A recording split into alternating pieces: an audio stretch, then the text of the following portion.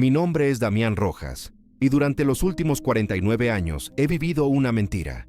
Una mentira que mantuvo con vida algo sagrado y que enterró una verdad terrible sobre nosotros, sobre la humanidad. He escondido a una criatura, un Sasquatch vivo y real, en el terreno maderero de mi familia, aquí, junto al Bosque Nacional Gifford Pinchot. Y os lo cuento ahora, después de casi medio siglo de silencio, porque finalmente nos han encontrado. Sé que vienen a por mí, que escucho sus vehículos en la lejanía. Pero esta historia es lo único que me queda por dar, la única defensa que tengo. Prometo contaros por qué lo hice, por qué él estaba aquí y qué le ocurrió en realidad a mi hermano. Pero para eso, tenéis que creerme, tenéis que escuchar hasta el final, porque la verdad no es lo que os han contado en los cuentos de hoguera. La verdad es más extraña y mucho más humana. Mi credibilidad no es mi palabra, es este lugar. Son estas 30 hectáreas de abetos Douglas primarios, algunos tan viejos que ya estaban aquí antes de que mi abuelo comprara la tierra. Es esta humedad helada que se te mete hasta los huesos, incluso en verano. Un frío que emana del suelo y de la sombra perpetua. Es el gemido particular del cabrestante de mi viejo Jeep Willys de 1952. Un sonido que ha sido mi única compañía en innumerables ocasiones. Es el silbido del viento que atraviesa las vigas de la torre de vigilancia de incendios fuera de servicio que llamo mi hogar. Desde aquí arriba lo veo todo, o eso creía yo. He sido parte de este paisaje desde 1974. Me fundí con él. Me convertí en un fantasma más entre los árboles, un guardián silencioso de una tumba sin cuerpo y un secreto que empezaba a pesar más que la propia montaña sobre mis hombros. Llegué aquí roto. En el verano del 74, mi hermano pequeño, Leo, desapareció en estos mismos bosques. Era piloto, de los buenos, de los que sentían el viento como si fuera parte de su propio cuerpo. Su avioneta, una Cessna pequeña, cayó en algún lugar de este laberinto de valles y cañones. Organizaron una búsqueda, por supuesto. Voluntarios, guardas forestales. Yo mismo recorrí cada centímetro de sendero conocido y desconocido durante meses, hasta que la nieve lo cubrió todo. Pero nunca encontraron los restos. Nunca lo encontraron a él. Simplemente se desvaneció, absorbido por el verde y el silencio. Así que me quedé, en un exilio autoimpuesto, consumido por una culpa que no tenía nombre pero que me ahogaba cada noche. Me quedé aquí, escuchando el silencio ensordecedor que él dejó atrás, esperando una señal que nunca llegaba. Ese silencio se rompió una noche de octubre, meses después de que la búsqueda oficial se diera por terminada. No fue con un rugido de bestia, como imaginaríais. Fue un sonido mucho más feo, mucho más real. Fue el chasquido agudo y metálico del cepo de un furtivo, un sonido seco que partió la noche en dos. Inmediatamente después, llegó una respiración grave, agónica, un jadeo profundo que parecía hacer vibrar las propias tablas del suelo de mi cabaña a través de kilómetros de bosque. Y luego, nada. Un silencio antinatural, absoluto, se apoderó de todo. Ni grillos, ni el ulular de los búhos, ni el crujido de las ramas. Era como si el bosque entero contuviera la respiración conmigo, aterrorizado. El bosque guarda bien sus secretos, pero esa noche, uno de ellos estaba sangrando en la oscuridad, y su dolor era un grito mudo. Mi primer instinto fue la lógica, el miedo. Coger la radio, llamar a los guardas del parque, reportar un posible furtivo, un animal herido, quizá un oso. Era lo correcto, lo seguro. Habría sido la decisión de un hombre cuerdo. Pero yo ya no era un hombre cuerdo. Estaba hueco por dentro, habitado solo por el fantasma de mi hermano y una sensación de fracaso que me carcomía. Pensé en los furtivos, en sus rifles, en la crueldad descuidada de una trampa olvidada. Pensé en el dolor que vibraba en el aire. Y entonces tomé una decisión, la primera de muchas que me alejarían para siempre del mundo que conocía. Decidí que, fuera lo que fuese que estuviera ahí fuera sufriendo, no merecía terminar como un trofeo anónimo en la pared de alguien, ni desangrándose solo en la oscuridad. Así que rompí la promesa que me había hecho a mí mismo meses atrás, la de no salirme nunca del sendero después del anochecer. La regla que me autoimpuse tras perderme durante 2 días buscando a Leo. Cogí mi linterna de mano, la pesada Maglite de 4 pilas, y el rifle de mi difunto padre, un viejo Winchester que no había disparado en años. No lo cogí para cazar. Lo cogí porque el silencio que había seguido a aquel jadeo era más aterrador que cualquier sonido que hubiera oído en mi vida. Cada paso que daba sobre la alfombra de agujas de pino era un trueno en la quietud. El haz de luz de la linterna era una cuchilla frágil cortando una oscuridad sólida, casi palpable. Caminé hacia el sonido, guiado solo por la memoria y una sensación de deber que no entendía. Lo encontré en un pequeño claro, a unos 200 metros de un arroyo estacional que yo conocía bien. La luz de la linterna primero reflejó dos ojos enormes, del color del ámbar, que no mostraban agresividad, solo un pánico y un dolor insondables. Y entonces vi la causa. Era una cría, grande para ser una cría, quizá de la altura de un adolescente, pero sus movimientos eran torpes, asustados. Una de sus patas traseras, cubierta de un pelo espeso y oscuro, estaba atrapada, destrozada, entre los dientes oxidados de una trampa para osos ilegal. La cadena estaba anclada a un árbol joven. Estaba inmovilizado, sentenciado. Me miró, y en esa mirada no vi a un monstruo. Vi a una víctima, exactamente igual que mi hermano. Atrapado, solo, sin esperanza. El impulso de acercarme, de intentar ayudar directamente, fue arrollador. Pero algo me detuvo. Una inteligencia primigenia en su mirada. Una advertencia silenciosa. No era un ciervo ni un oso. Era otra cosa. Sabía que si me acercaba, el pánico podría llevarlo a herirse más, o a herirme a mí. Así que mantuve la distancia, unos 10 metros, con el rifle apuntando al suelo. Él seguía cada uno de mis movimientos. Su respiración era entrecortada, un silbido doloroso. Lentamente, muy lentamente, me quité la mochila. Saqué mi cantimplora de metal, llena de agua fresca de pozo, y el pequeño botiquín de primeros auxilios que siempre llevaba conmigo. Coloqué ambos objetos con sumo cuidado sobre un tocón de árbol cercano, bien a la vista. Un gesto, una ofrenda. Retrocedí sin darle la espalda, paso a paso, hasta que los árboles nos separaron. No dijo nada, no emitió ningún sonido más allá de su respiración agónica, pero sentí sus ojos sobre mí, hasta que la oscuridad volvió a tragárselo todo. Volví a la cabaña con el corazón martilleándome en el pecho, sin saber si había hecho lo correcto, si había sentenciado a la criatura, o si, por el contrario, acababa de firmar un pacto cuyas consecuencias no podía ni empezar a imaginar. Esa noche no dormí. Me senté junto a la ventana, con el rifle sobre las rodillas, escuchando. Pero el bosque permaneció en un silencio sepulcral, como si esperara, como si el siguiente movimiento me correspondiera a mí, y solo a mí. La soledad de esa decisión fue absoluta. A la mañana siguiente, con las primeras luces del alba, volví al claro.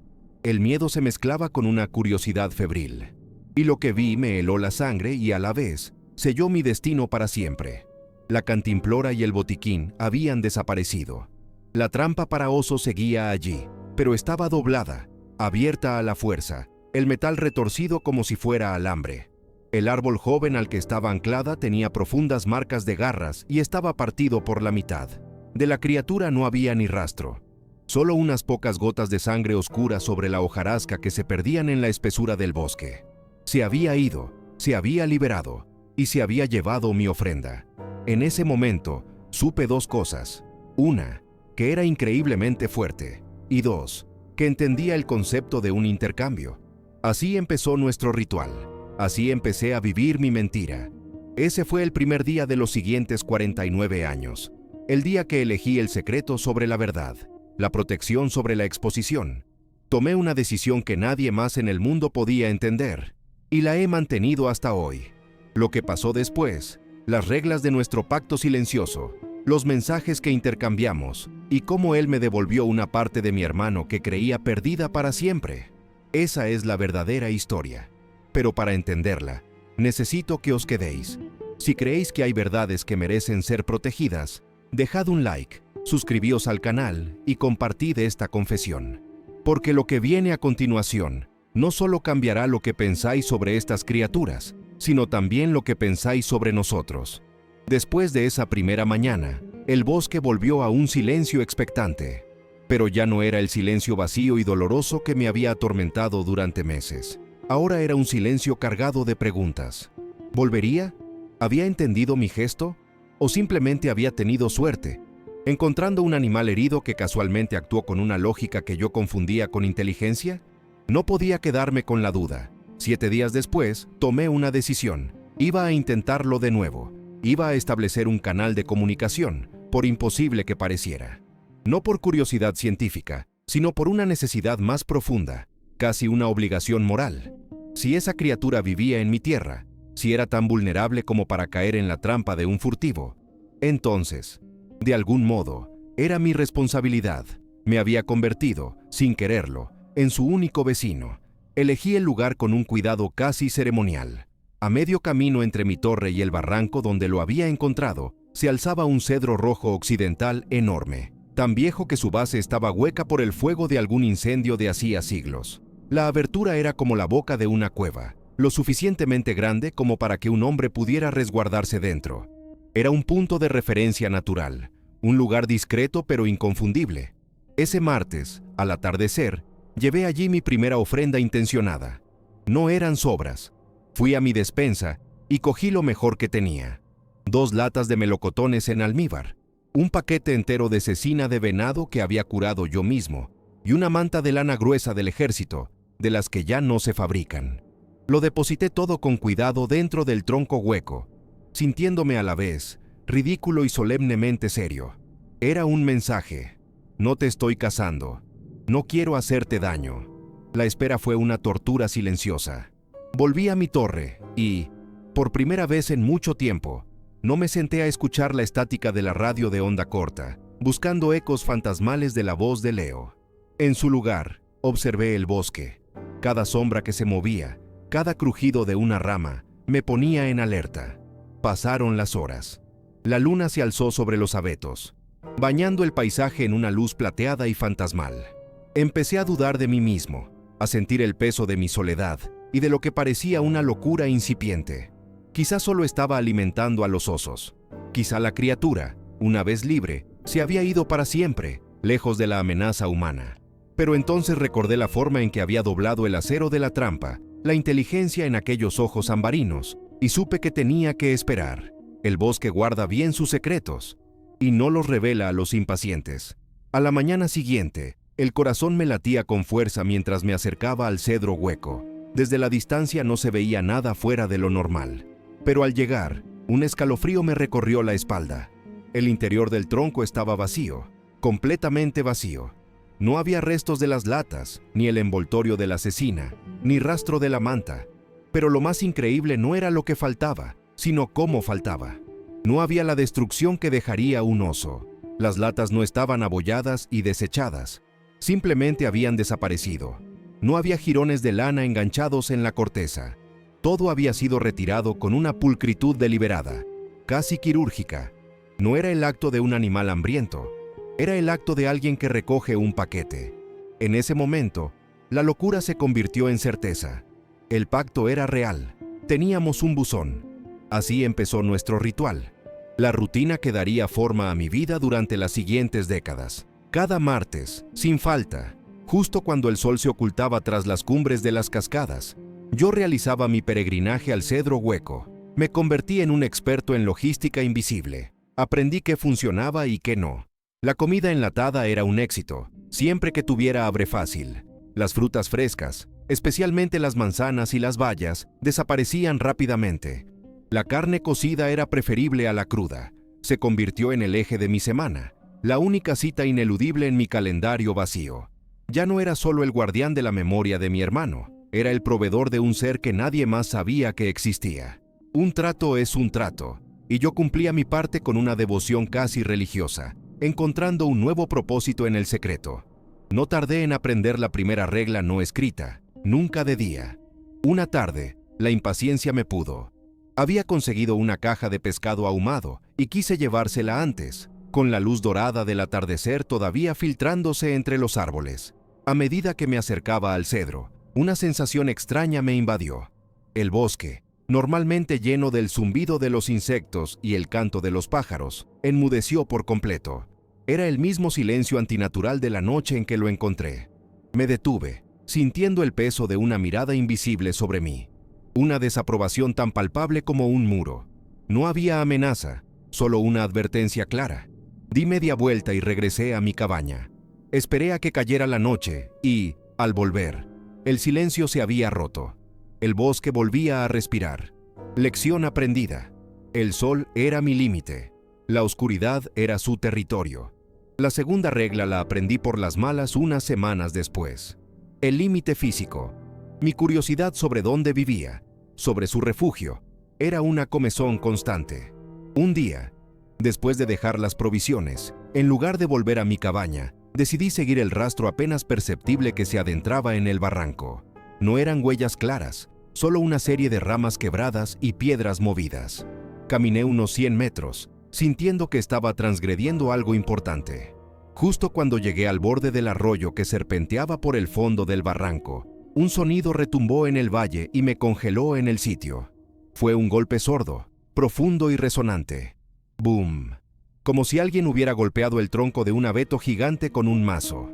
No fue un rugido, no fue una amenaza de ataque. Fue un punto final, una hasta aquí. La orden fue tan clara que no necesité una segunda advertencia. Ese era el límite, su espacio, y yo no era bienvenido. Pronto, la comunicación evolucionó más allá de las prohibiciones. Se volvió un diálogo. Una tarde de noviembre, mientras me acercaba al cedro en medio de una densa niebla, escuché algo nuevo. Era un silbido suave, de 2 notas, casi como el canto de un pájaro exótico, pero con una resonancia más profunda. Provenía de la oscuridad del barranco. Me detuve, conteniendo la respiración. El silbido se repitió, idéntico. No me sentí amenazado. Al contrario, sentí que era una señal de permiso. «Estoy aquí, puedes acercarte». Dejé mi ofrenda de esa semana, una lona impermeable y varias bolsas de frutos secos, y me retiré. Mientras me alejaba, escuché el silbido una última vez, más lejano. A partir de entonces, ese sonido se convirtió en nuestra señal de seguridad. El golpe sordo significaba peligro o mantente alejado. El silbido de 2 notas significaba el camino está despejado. Teníamos un lenguaje, pero la primera prueba real de su inteligencia, de su capacidad para comprender mi mundo, llegó un mes después de nuestro primer contacto, y me rompió por dentro, a cambio de una manta térmica de emergencia. De esas plateadas y brillantes, encontré algo sobre el tocón donde había dejado la cantimplora la primera noche. Al principio, en la penumbra, no supe qué era. Me acerqué y mi linterna iluminó un pequeño anillo, cuidadosamente tejido con flores frescas. Eran adelfillas, esas flores silvestres de un rosa intenso que crecen en los claros del bosque en verano. No era una simple colección de flores, estaban entrelazadas con una destreza innegable, formando una corona diminuta y perfecta. Era un objeto, un regalo, y el aliento se me cortó en la garganta, porque no eran unas flores cualquiera. La adelfilla era la flor favorita de Leo. Nuestra madre siempre decía que él las encontraba en cualquier parte, que tenía un imán para ellas. Cuando construí el pequeño montículo de piedras en su memoria, en un mirador que a él le encantaba, la única decoración que puse fue una pequeña mata de adelfillas que trasplanté con mis propias manos. A veces, cuando la pena me pesaba demasiado, subía hasta allí y dejaba una flor fresca sobre la piedra más alta. No podía ser una coincidencia. Era imposible. De algún modo, él me había visto. Había observado mi ritual de duelo, había conectado las flores con mi dolor y me las estaba devolviendo. No era un simple animal que imitaba un comportamiento. Era un ser que entendía el luto. Era un mensaje de empatía que cruzaba la barrera de las especies. En ese momento, decidí guardármelo y guardarlo a él, por completo para mí. Nuestro pacto silencioso se profundizó. El intercambio dejó de ser meramente transaccional. Se convirtió en una colaboración. Yo le dejaba herramientas simples que encontraba en mi cobertizo. Un viejo hacha de mano sin mango, una pala rota, trozos de cuerda. No sabía si las usaba, pero desaparecían. Él, a su vez, empezó a dejarme cosas, pero no eran regalos simbólicos como las flores. Eran prácticos, casi predictivos. Una mañana, después de una fuerte nevada que me había dejado aislado, encontré un ciervo joven, recién casado y limpio, cuidadosamente depositado junto a mi leñera. Me ahorró un viaje peligroso al pueblo y me alimentó durante 2 semanas. No fue un acto de caridad, fue un acto de reciprocidad. Un trato es un trato. Su conocimiento del bosque era absoluto, y empezó a compartirlo conmigo de formas sutiles. En una ocasión, encontré una fila de ramas de pino deliberadamente partidas y colocadas sobre mi sendero habitual, desviándome hacia el oeste. Al principio me molestó, pero seguí el nuevo camino por pura curiosidad. El camino improvisado me llevó a rodear una sección del bosque donde un enorme abeto, debilitado por dentro por las termitas, se había derrumbado, bloqueando completamente el paso y creando una trampa de troncos inestable. Me había salvado de quedar atrapado, o algo peor. Él no era solo un habitante de este bosque, era su guardián, y por extensión, se había convertido en el mío. Nuestra coexistencia era una danza silenciosa de confianza y respeto mutuo. Las reglas se volvieron tan naturales como respirar. Nunca de día, nunca cruzar el arroyo, nunca seguirle. El silbido de 2 notas era una bienvenida. El golpe sordo en un árbol, una advertencia que yo respetaba sin dudar. El cedro hueco era nuestro santuario, el nexo de nuestros 2 mundos. El miedo inicial que sentí se había transformado en un profundo sentimiento de lealtad. Este ser, esta criatura que el mundo llamaría monstruo, era el único testigo de mi soledad y, a su manera, la aliviaba. La culpa por la desaparición de Leo nunca se fue del todo, pero ahora estaba acompañada de un nuevo propósito: proteger a este otro ser solitario que el bosque me había confiado. Yo le proporcionaba un pequeño puente hacia el mundo humano, y él me anclaba a la naturaleza de una forma que nunca creí posible. Esta rutina, este ritual, me salvó. Llenó el silencio con significado. Cada martes no era solo un día de ofrendas, era una reafirmación de mi promesa.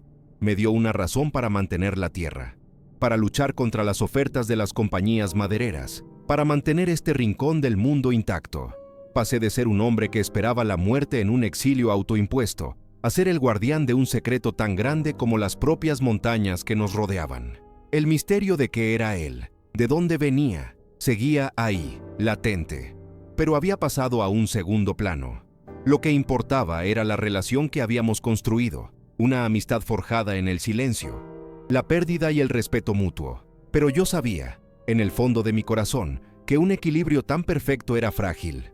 El mundo exterior no sabe de secretos, y ya empezaba a llamar a la puerta. Durante años, nuestra silenciosa colaboración se profundizó mucho más allá de las meras provisiones. Él, siempre pensé en él como un ser masculino, por una intuición sin fundamento.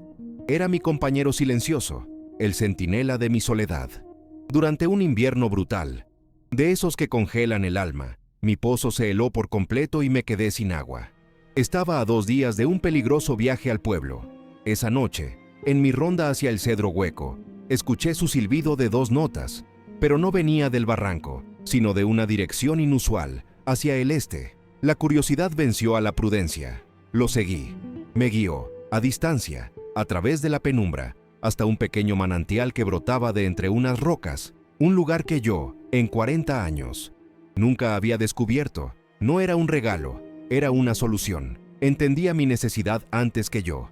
Fue entonces cuando empecé a notar los símbolos. Al principio, pensé que eran marcas territoriales, arañazos sin más en las paredes de roca del barranco. Pero había un patrón.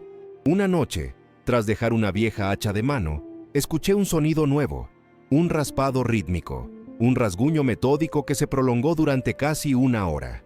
A la mañana siguiente, al investigar desde la distancia con mis prismáticos, lo vi. Junto a las marcas antiguas, había una nueva serie de líneas y círculos, grabados en la piedra con un trozo de cuarzo afilado. No se parecían a nada que hubiera visto. No era un lenguaje animal. Parecía deliberado, abstracto, casi astronómico. Era como si estuviera escribiendo un diario en la pared de su hogar, y una parte de mí se moría por saber qué decía, qué secretos del bosque estaba registrando. Su empatía se manifestó de formas asombrosas. Durante una semana de lluvias torrenciales, cogí una gripe terrible que me postró en la cama con fiebre alta. El martes llegó y se fue, y yo no pude cumplir con nuestro ritual. Me sentía débil, culpable. Esa noche, a través de la ventana empañada de mi torre, escuché el silbido de 2 notas, pero esta vez, el sonido estaba justo en el linde del bosque, a apenas 50 metros de mi puerta, más cerca de lo que nunca había estado. Se repitió 3 veces, a intervalos regulares. No era una exigencia, era una pregunta. Era él. comprobando por qué su extraño y puntual vecino había roto la rutina. Me di cuenta de que él no solo recibía mis ofrendas, también vigilaba mis idas y venidas. Nuestra conexión era un reloj de 2 manecillas, y la mía se había parado. Pero el mundo exterior, ese mundo del que yo había huido, empezó a invadir nuestro santuario de la forma más ruidosa posible. La parcela de tierra adyacente a la mía, una zona que había pertenecido a una antigua familia de madereros y que llevaba años en silencio, fue vendida. El comprador era un millonario tecnológico de Seattle, un hombre que veía el bosque no como un ser vivo, sino como un telón de fondo para sus fines de semana. El silencio se hizo añicos. Primero, por el zumbido de las motosierras que no talaban para vender, sino para abrir las vistas. Después, por el rugido irritante y constante de los quads que sus invitados conducían sin ton ni son por senderos que no existían, erosionando el suelo y asustando a la fauna. El bosque guarda bien sus secretos, pero no puede competir contra la indiferencia ruidosa. Pronto, los fines de semana se convirtieron en una cacofonía predecible. Música electrónica que rebotaba en los valles, gritos y risas que no pertenecían a ese lugar sagrado. Yo lo observaba todo desde mi torre, con un nudo de impotencia en el estómago. Sabía que era cuestión de tiempo. Eran descuidados, ruidosos e invasivos. No tenían respeto por los límites, ni por la historia del lugar. Para ellos, era una propiedad, un activo. Para mí, era el último bastión de un pacto que mantenía mi vida en equilibrio. Empecé a sentirme como un guardián asediado, protegiendo un castillo de naipes contra un huracán. La paz que tanto me había costado construir se estaba desmoronando, partícula a partícula, con cada fiesta, con cada acelerón de motor. Y entonces, ocurrió lo inevitable. Una tarde de domingo, después de que se marcharan, bajé a inspeccionar los daños cerca del arroyo que marcaba el límite de su territorio. Y allí estaba. En una mancha de barro fresco, dejada por el paso de sus vehículos, había una huella perfecta, de 45 centímetros de largo, inconfundible, profunda, clara, una prueba irrefutable grabada en la tierra. Alrededor, las marcas caóticas de los neumáticos habían pasado justo por encima. Sentí un pánico frío recorrer mi cuerpo. No sabía si la habían visto, pero la probabilidad era alta. La prueba física, la única cosa que podía convertir mi secreto en un circo mediático, estaba ahora expuesta, vulnerable, esperando al próximo par de ojos curiosos. Mi temor se confirmó una semana después. En una de mis raras visitas al pueblo para comprar suministros, escuché a 2 hombres hablando en la ferretería. Hablaban de una foto que circulaba por internet, una foto de una huella de Bigfoot, tomada en algún lugar cerca del Gifford Pinchot. La publicaron en un blog de entusiastas de los criptídeos. El corazón se me detuvo. Ya no era un rumor local, un cuento de leñadores. Era una coordenada digital. Un pin en un mapa virtual que atraería a desconocidos como la miel a las moscas. Habían profanado no solo mi tierra, sino mi secreto, convirtiéndolo en contenido, en un clic. Mi santuario se había convertido en un punto de interés. El mundo no venía, ya estaba aquí, a través de sus cables y satélites. No tardaron en llegar. Primero 1, luego 2, luego pequeños grupos, coches aparcados en la entrada de mi camino de tierra, gente con cámaras y ropa de camuflaje de marca. Eran torpes, hacían ruido, dejaban basura. No buscaban conectar con la naturaleza, buscaban un trofeo, una prueba para su canal de YouTube. Me sentía violado, expuesto. Cada vez que escuchaba el crujido de sus pasos cerca de mi propiedad, tenía que contenerme para no salir con el rifle y echarlos a gritos, pero sabía que eso solo empeoraría las cosas. Mi única defensa era el silencio y la inmensidad del bosque. Rezaba para que su impaciencia fuera mayor que su curiosidad, para que se aburrieran y se fueran. Pero uno de ellos trajo consigo un arma mucho más sigilosa y persistente. No puedes oír un dron hasta que es demasiado tarde. Es un zumbido agudo, como el de un mosquito gigante, que se confunde con el viento entre los árboles hasta que lo tienes justo encima. Un día, mientras reparaba la valla norte de mi propiedad, lo escuché. Flotaba a unos 30 metros de altura, una araña negra y plástica contra el cielo gris. Me observó durante 1 minuto, y luego se desplazó, lenta y metódicamente, hacia el sur, directamente hacia el barranco, hacia su hogar. Mi sangre se convirtió en hielo. No había nada que pudiera hacer. Era un ojo en el cielo, un espía silencioso que podía ir a donde yo había prometido no ir jamás. violando la regla más sagrada de nuestro pacto. Lo seguí con la mirada desde mi torre, con los nudillos blancos de apretar la barandilla. El zumbido se hizo más débil a medida que el dron descendía hacia el cañón, desapareciendo tras la línea de árboles. Contuve la respiración, esperando. Pasaron segundos que parecieron horas. El bosque entero parecía estar en silencio, expectante. Y entonces, el silencio se rompió. Pero no fue con el golpe sordo de advertencia. Fue un rugido que brotó de las profundidades de la tierra.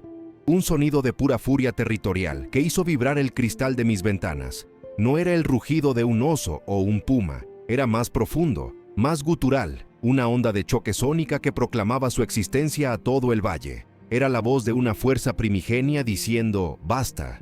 El dron salió disparado del barranco, ascendiendo a toda velocidad.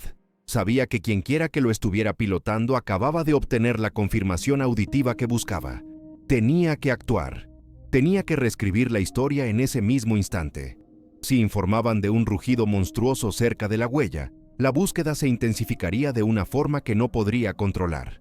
Necesitaba darles una explicación alternativa, una amenaza más comprensible, más mundana. Tenía que atraer el peligro hacia mí. Corrí hacia la cabaña, cogí el viejo Winchester de mi padre y me adentré en el bosque, hacia donde calculaba que estaban los operadores del dron. La adrenalina ahogaba cualquier atisbo de miedo. Disparé 2 veces al aire. El eco de los disparos retumbó, solapando el recuerdo del rugido. Y entonces grité. Grité con toda la fuerza de mis pulmones, fingiendo un pánico que, en parte, era real. «¡Oso! ¡Hay un oso enorme! Fuera de aquí, está descontrolado». Corrí a través de los árboles, haciendo ruido, rompiendo ramas, convirtiéndome en el centro del caos. Funcionó. Escuché gritos de pánico, el sonido de gente corriendo torpemente a través de la maleza. El zumbido del dron cambió de dirección bruscamente y voló hacia mí, siguiéndome mientras yo continuaba mi farsa, alejándolos del barranco, atrayendo a la bestia mecánica hacia el falso peligro que yo representaba. Funcionó, pero supe que el precio sería alto. Los curiosos huyeron despavoridos, y en una hora el bosque volvió a estar en silencio. Pero era un silencio diferente, un silencio tenso, expectante. Había salvado el secreto por los pelos, pero había encendido una nueva baliza. Ahora no solo había una huella misteriosa, había un ermitaño loco y armado gritando sobre un oso agresivo en la misma zona. Me había puesto en el mapa de los guardas forestales y de la policía local. Esa noche, mientras observaba el barranco desde mi torre, no hubo silbido, solo el silencio de un amigo traicionado o, peor aún, asustado. Sabía, con una certeza que me helaba los huesos, que había ganado una batalla, pero que la guerra por nuestro pequeño mundo acababa de empezar. Mi tiempo se agotaba. Aquella noche, mientras la luna se alzaba, vi algo nuevo en la pared del barranco. Con mis prismáticos, distinguí un nuevo símbolo grabado en la roca. Era diferente a los demás. Era una línea recta con una espiral al final. No lo entendí en ese momento, pero la sensación que me transmitió fue inequívoca. No era una advertencia, no era un agradecimiento. Era una pregunta que tardaría años en comprender, pero que esa noche resonó en el silencio como una profecía. El juego había cambiado. Ya no se trataba solo de sobrevivir, sino de entender. La amenaza exterior nos había obligado a comunicarnos de una forma más profunda, más desesperada, y yo aún no estaba preparado para las respuestas. Mi punto de inflexión, el momento que lo cambió todo, no llegó con un rugido ni con una amenaza, sino con un silencio atronador y mi propio cuerpo traicionándome. Sucedió 5 años atrás, después del incidente con el dron y mi arrebato para ahuyentar a los curiosos. Una tensión palpable se instaló en el bosque. El silbido de 2 notas cesó. Mis ofrendas en el cedro hueco seguían desapareciendo, pero la sensación de camaradería se había evaporado, reemplazada por una cautela fría, distante. Sentía su desconfianza como un cambio en la presión del aire. Yo había traído el ruido, la violencia y los ojos del mundo moderno a su puerta. Me sentía viejo, cansado, y la culpa, esa vieja compañera, había vuelto con una fuerza renovada. El bosque guarda bien sus secretos, pero yo había estado a punto de gritar el nuestro a los 4 vientos, y ambos lo sabíamos. Mi cuerpo empezaba a sentir el peso de casi 5 décadas de aislamiento y trabajo físico. Fue durante una mañana gris y húmeda de finales de otoño. Estaba arreglando una sección de la valla en el linde oeste, la más alejada de la torre y la más cercana a la propiedad del millonario. Era un trabajo pesado, reemplazar postes podridos y tensar alambre de espino con herramientas manuales. El aire era denso y frío, y cada golpe de martillo resonaba en mis huesos. Sentí un dolor sordo en el hombro izquierdo, pero lo achaqué al esfuerzo, a la edad. Soy un hombre terco, siempre lo he sido. La idea de parar, de admitir una debilidad, me resultaba más dolorosa que cualquier molestia física. Así que seguí trabajando, ignorando la creciente presión en mi pecho, el sudor frío que me perlaba la frente a pesar de la helada temperatura.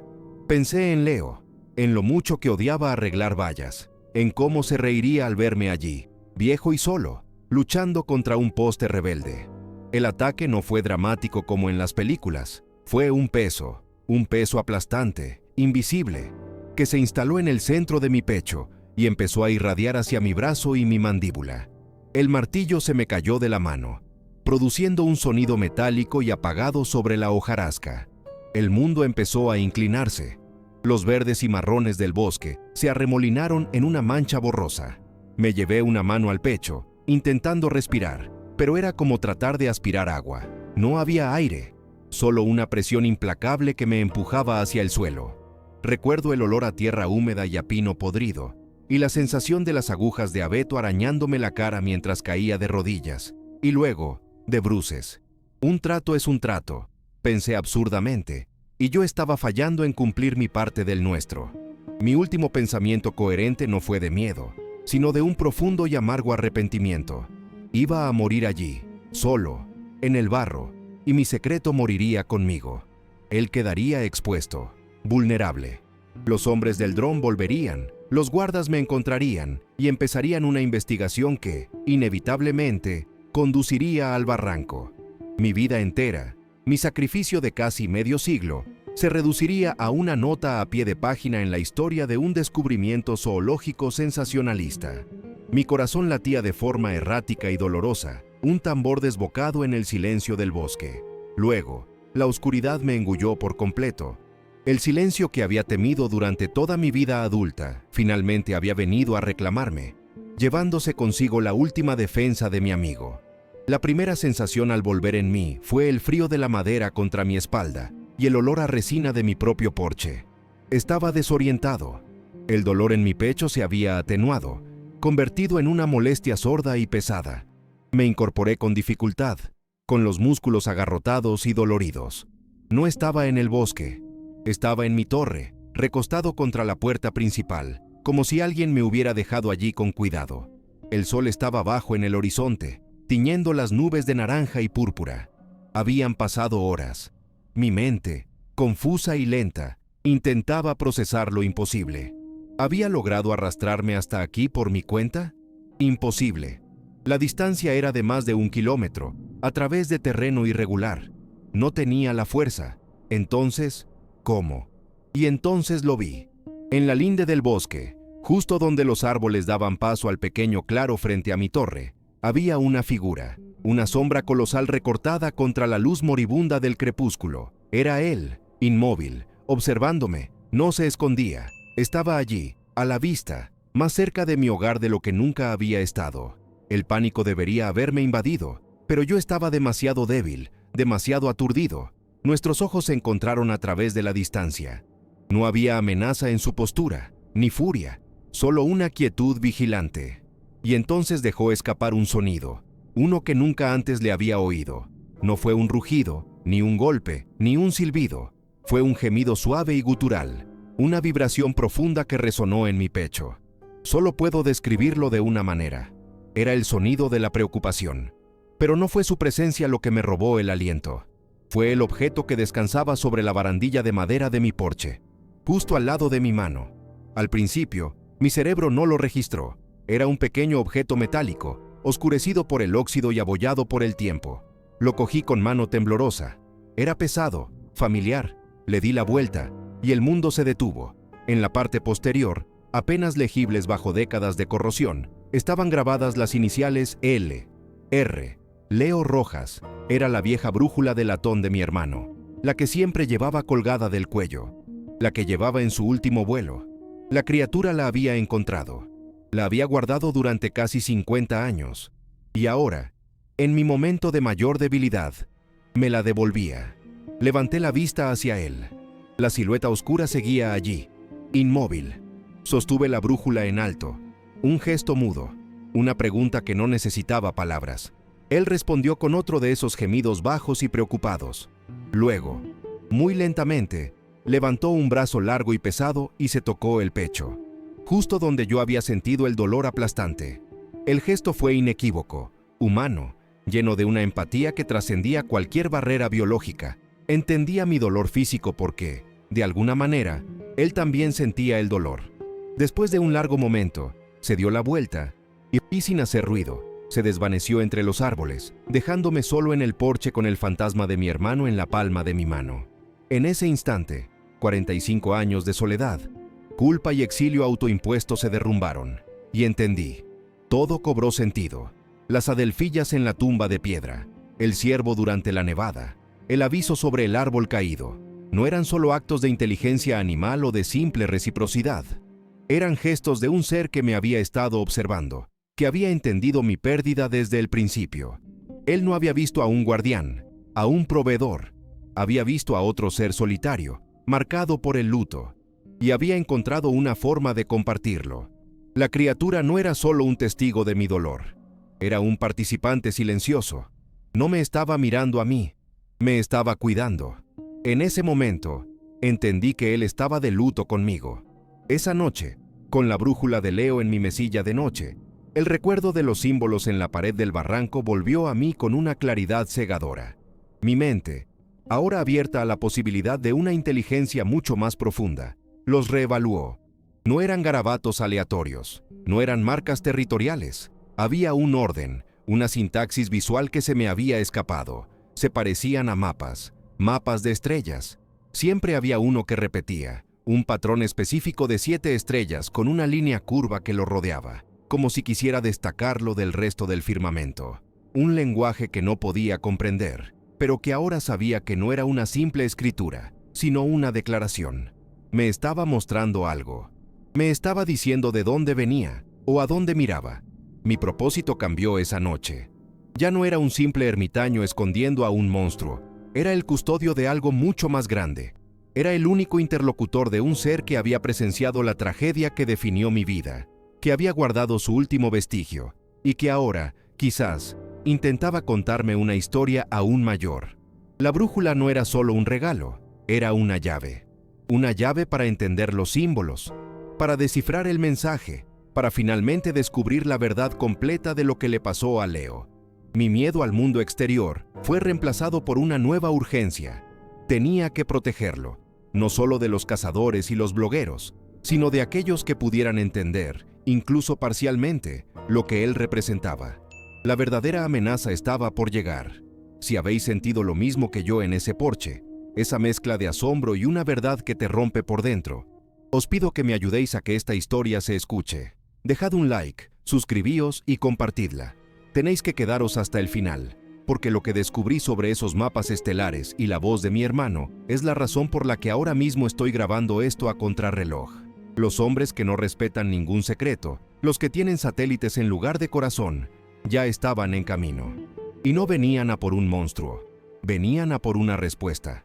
Los federales no llegaron con sirenas, ni con helicópteros rasgando el cielo. Llegaron en silencio, en un todoterreno gris sin insignias que se aparcó al final de mi camino de tierra, como si siempre hubiera estado allí. Una mañana, simplemente, apareció. De él bajó una mujer. No era una agente de campo con chaleco táctico. Llevaba ropa de montaña funcional, cara, y su rostro era una máscara de eficiencia tranquila. Se presentó en mi puerta con una calma que me heló la sangre más que cualquier amenaza a gritos. Su nombre era Agente Thorne, y me dijo que pertenecía a una oficina del Departamento del Interior de la que yo nunca había oído hablar. La Oficina de Evaluación de Activos No Convencionales. No vino a preguntarme por un monstruo, vino a notificarme que mi tierra estaba bajo observación por actividad geofísica anómala. Su voz era neutra, desapasionada, como la de un médico que te lee los resultados de una prueba fatal. El mundo moderno no había llamado a la puerta, la había derribado sin hacer ruido. No me habló de huellas ni de avistamientos. Sus palabras eran un lenguaje de otro mundo, un mundo de datos y sensores remotos. Me explicó, con una paciencia condescendiente, que el audio capturado por el dron de aquel bloguero había sido marcado por un algoritmo del gobierno, no por el rugido, sino por la frecuencia de infrasonidos que lo acompañaba, una firma que, según ella, no correspondía a ninguna fuente biológica o geológica conocida en la Tierra. Su propiedad, señor Rojas, está emitiendo una firma de energía que no entendemos, y nuestra misión es entenderla. Me enseñó un mapa en una tableta, un mapa topográfico de mi tierra, con una mancha roja y pulsante centrada directamente sobre el barranco. No estaban cazando un monstruo que se esconde. Estaban localizando una fuente de energía, como si buscaran un yacimiento de un mineral desconocido. Para ellos, él no era un ser vivo, era una anomalía en un gráfico, un activo, que debía ser evaluado, catalogado y, finalmente, recolectado. La paranoia se convirtió en mi sombra, en el aire que respiraba. Después de que Thorn se fuera, el silencio del bosque cambió. Ya no era un silencio pacífico, lleno de vida oculta. Era un silencio tenso, vigilado. Empecé a ver cosas que no podía demostrar, pero que sabía que eran reales. Un destello de sol reflejado en una lente, a medio kilómetro de distancia, desde la cresta de una colina donde nadie tenía por qué estar. Vehículos desconocidos que pasaban por la carretera del valle a horas extrañas de la noche, moviéndose sin luces. Dejé de sentirme el guardián de mi tierra. Me sentí como un prisionero en ella. Cada crujido de una rama, cada llamada de un pájaro, y la Cueltacuni, me hacía preguntarme si era natural, o si era una señal de ellos, si estaban usando reclamos para rastrear sus movimientos, para triangular su posición. El bosque ya no era mi cómplice. Se había convertido en una jaula de cristal, y yo sentía los ojos de los cuidadores del zoo sobre mi nuca a cada instante. La vigilancia se hizo más descarada, o quizá mi desesperación agudizó mis sentidos.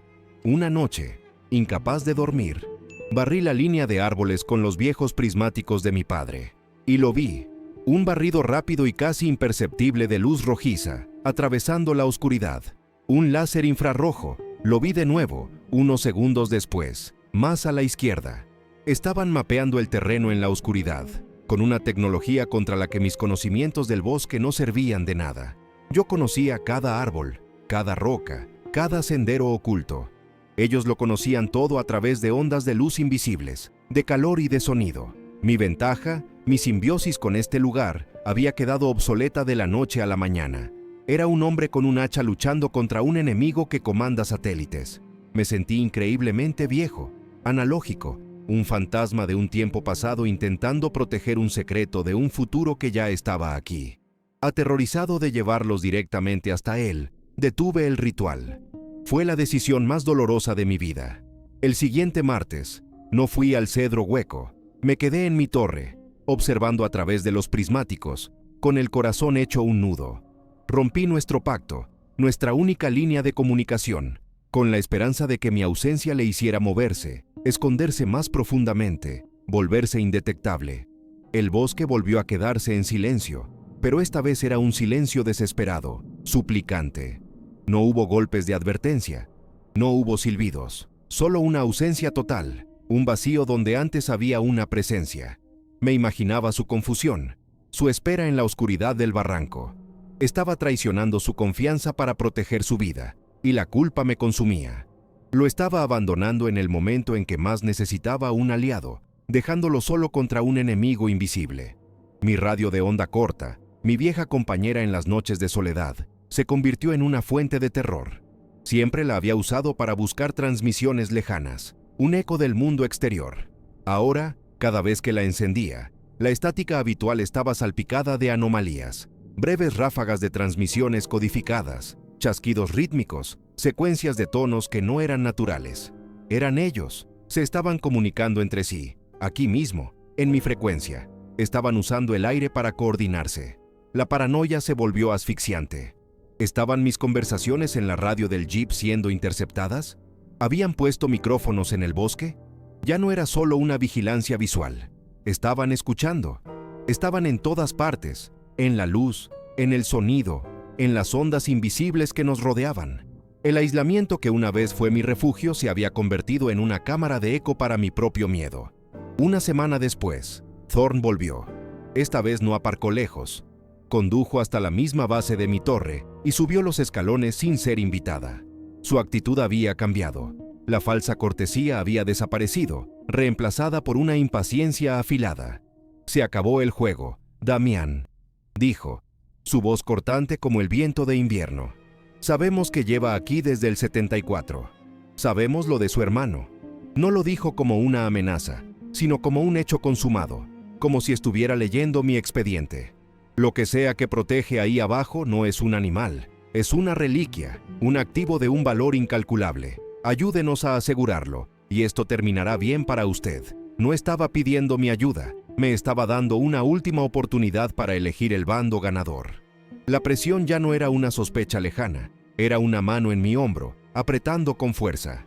Fue entonces cuando me mostró la verdad de lo que buscaban, y el alcance de su conocimiento. Sacó su tableta de nuevo y me enseñó una imagen. Era una fotografía satelital térmica, de alta resolución, de la pared del barranco. Amplió la imagen, y mi corazón se detuvo. Los símbolos que él había grabado con cuarzo brillaban en la imagen, con una firma de calor residual ligeramente diferente a la de la roca circundante. «Estos patrones», dijo Thorn, señalando el mapa estelar que él había dibujado tantas veces, «no son aleatorios.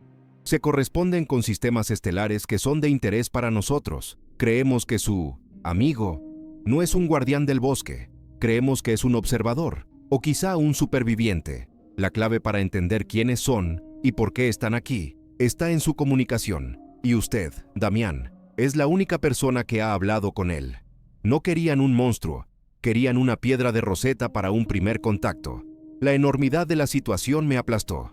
No se trataba de proteger a una criatura esquiva de los cazadores. Se trataba de ocultar a un posible ser extraterrestre de la maquinaria más poderosa del gobierno de los Estados Unidos. Mi pequeño pacto, mi ritual de melocotones en almíbar y mantas de lana, se había convertido en un asunto de seguridad planetaria. Thorn me miró fijamente, sus ojos fríos y analíticos. Creemos que la desaparición de su hermano no fue un accidente. Creemos que fue el primer contacto no registrado. La grabadora de voz de su cabina nunca fue recuperada. Tal vez su amigo sepa dónde está. Ayúdenos, y quizá podamos darle el cierre que ha buscado durante 50 años. Usaron mi dolor, usaron el fantasma de Leo como palanca, como una herramienta para doblegarme. Estaban usando mi propia humanidad en mi contra. Me dieron 24 horas. O cooperaba y los guiaba hasta él, convirtiéndome en el Judas de mi propio santuario, o me enfrentarían a cargos de obstrucción a una operación federal, de encubrimiento, y tomarían mi tierra por la fuerza. Lo encontraremos con o sin usted, Damián. Fue su frase de despedida. Con usted, podemos hacerlo de forma segura. Sin usted, tendremos que usar métodos de contención que pueden no ser delicados. La amenaza era clara. Si no lo entregaba, lo cazarían como a un animal. Me quedé solo en mi torre. El ultimátum resonando en el silencio. La brújula de Leo sobre la mesa parecía burlarse de mí. Podía traicionar al ser que había honrado la memoria de mi hermano para, quizá, saber cómo murió. O podía sacrificar esa última esperanza para salvar al único amigo que me quedaba. La elección era imposible, y el tiempo corría. El sol comenzó a ponerse, y supe que tenía que tomar una decisión antes del amanecer. El ultimátum de Thorn pesaba en el aire de la torre como una sentencia de muerte. El amanecer llegaría pronto, y con él, los hombres que venían a coleccionar milagros. Podía salvar mi propia piel, entregarle a mi amigo y quizá, solo quizá, obtener una respuesta fragmentada sobre el destino de Leo. O podía hacer lo que debía haber hecho desde el principio, elegir un bando. La elección era ninguna elección en absoluto. Un trato es un trato, y el nuestro iba más allá de la vida y la muerte. No iba a ser el Judas de mi propio santuario. No iba a llevarlos hasta él. Corrí, con el corazón de un hombre viejo latiendo con la desesperación de un joven, no para huir, sino para encontrarme con mi destino. Corrí hacia el cedro hueco, sabiendo que cada paso me acercaba a mi propia captura, pero también a la única despedida que importaba. Tenía que advertirle, tenía que intentarlo. Aunque el bosque entero ya estuviera plagado de ojos y oídos electrónicos, esperando mi movimiento final. Llegué al claro del cedro sin aliento, con los pulmones ardiendo, y él estaba allí, no escondido en las profundidades del barranco, sino de pie, junto a la boca del tronco hueco, esperándome. En casi 50 años, nunca lo había visto tan expuesto, tan tranquilo ante una amenaza inminente. El aire estaba cargado, vibrando con la tensión de una cuerda a punto de romperse. Sabía que nos observaban. Podía sentir sus miradas invisibles, sus sensores rastreando cada movimiento. Él también lo sentía. Me miró, y en sus ojos ambarinos no vi miedo, sino una profunda e insondable solemnidad, como si supiera que este era el acto final de nuestra larga y silenciosa obra. Levanté una mano, un gesto inútil para decirle que huyera, que se escondiera, pero él simplemente ladeó su enorme cabeza, como si me dijera: «Quédate, mira, entiende».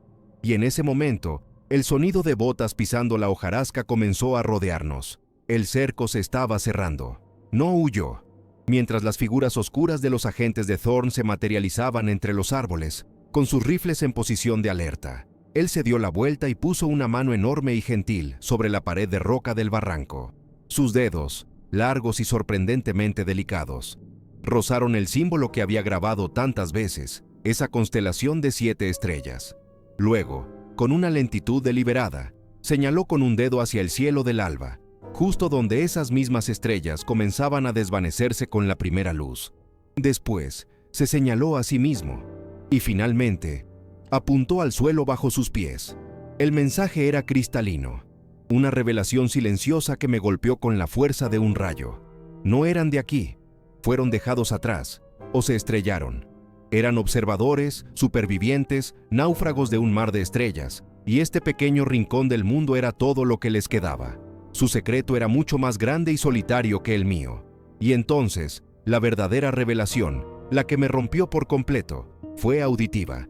Después de señalar al suelo, me miró fijamente y abrió la boca, pero no emitió un rugido. Imitó, con una perfección aterradora, el sonido de un motor de avioneta fallando, el chisporroteo, el ahogo mecánico, la tos metálica de una hélice perdiendo potencia. Luego, el agudo y terrible silbido del aire cortado por un avión en picada, seguido de un estruendo sordo y final que pareció hacer temblar la tierra. Y en el silencio que siguió, un nuevo sonido emergió de su garganta, débil, distorsionado por el crujido de una radio. Era una voz humana, una voz joven, presa del pánico. «Mayday, Mayday, fallo de motor, caigo en el valle». Era la voz de mi hermano, era la voz de Leo. La grabadora de la cabina no se había perdido. Estaba viva, dentro de él. El mundo se disolvió en un torbellino de sonido y dolor. Caí de rodillas. Mi hermano no se había desvanecido en la nada. Había sido encontrado. Por él, esta criatura, este ser al que había alimentado y protegido, era el único testigo de sus últimos momentos. Era una caja negra viviente. Un monumento andante a la tragedia que había definido mi existencia. Todas las piezas se encajaron, las flores en la tumba de piedra, el cuidado constante, la devolución de la brújula. No era solo empatía, era un testimonio. Durante 50 años, había intentado contarme la historia del único modo que sabía, con gestos, con símbolos, con regalos que conectaban nuestros dos mundos de luto. Y yo, en mi ignorancia, solo había entendido la mitad del mensaje. La verdad no era que él había visto morir a mi hermano. La verdad era que había guardado su voz, su último aliento, como el tesoro más sagrado. Thorn y sus agentes avanzaron hasta el borde del claro, sus armas aún levantadas. «Se acabó, Damián. Entrégalo», dijo ella, su voz extrañamente desprovista de emoción, como si estuviera asegurando una pieza de equipo. Sus ojos estaban fijos en él, no con miedo, sino con la codicia de un arqueólogo que encuentra una ciudad perdida.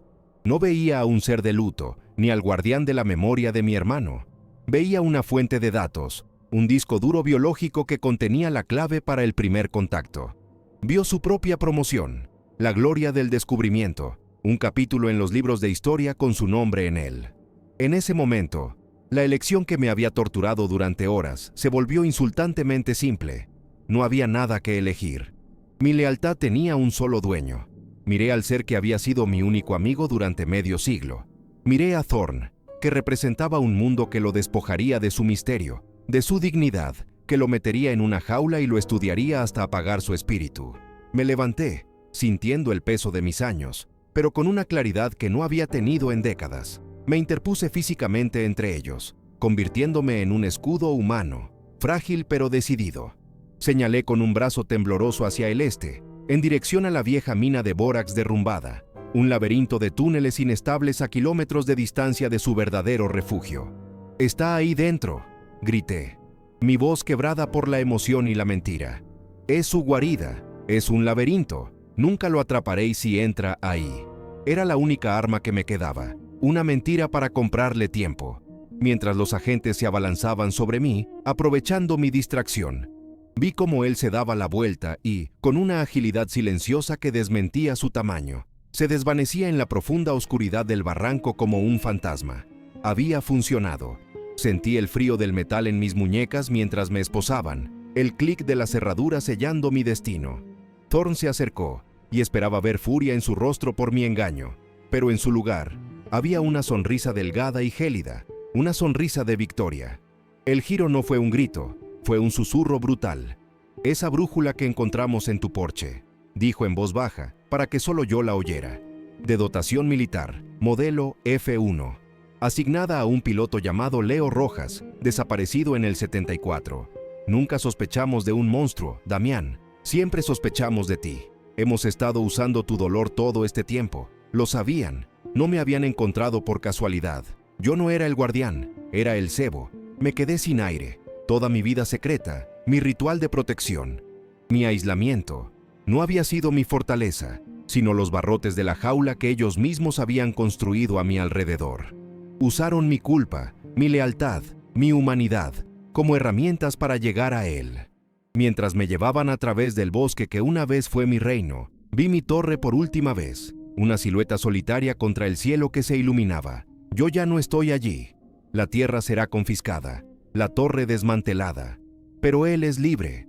Mi sacrificio compró su huida, y esa es la única victoria que importa. Le fallé a mi hermano en vida, incapaz de encontrarlo, pero no le fallé a aquel que, de una forma que nunca entenderemos, guardó su memoria y su voz como una reliquia sagrada, lejos de las manos que todo lo quieren poseer. La moraleja de mi larga y solitaria vida es esta. Hemos construido un mundo que no tolera el misterio. Somos una especie que enjaula, cataloga y monetiza todo lo que no puede controlar. Pasé media vida escondiendo lo que el mundo llamaría un monstruo, solo para descubrir que el verdadero monstruo era el que tiene los satélites y los algoritmos, el que no ve un ser vivo, sino un activo no convencional, el que convierte el duelo en una palanca y la fe en una debilidad explotable. Algunas verdades no nos corresponde contarlas. Algunas presencias sagradas solo sobreviven si permanecen invisibles. Mi historia es mi última ofrenda, mi último acto de protección. Y si esta confesión os ha hecho pensar, si creéis que hay secretos en este mundo que merecen permanecer así, os pido que dejéis un último like y os suscribáis. Compartidla para que mi advertencia no se pierda en el ruido. Y haced clic en el vídeo que aparece ahora en pantalla. Hay más voces en el silencio, esperando a que alguien, finalmente, las escuche.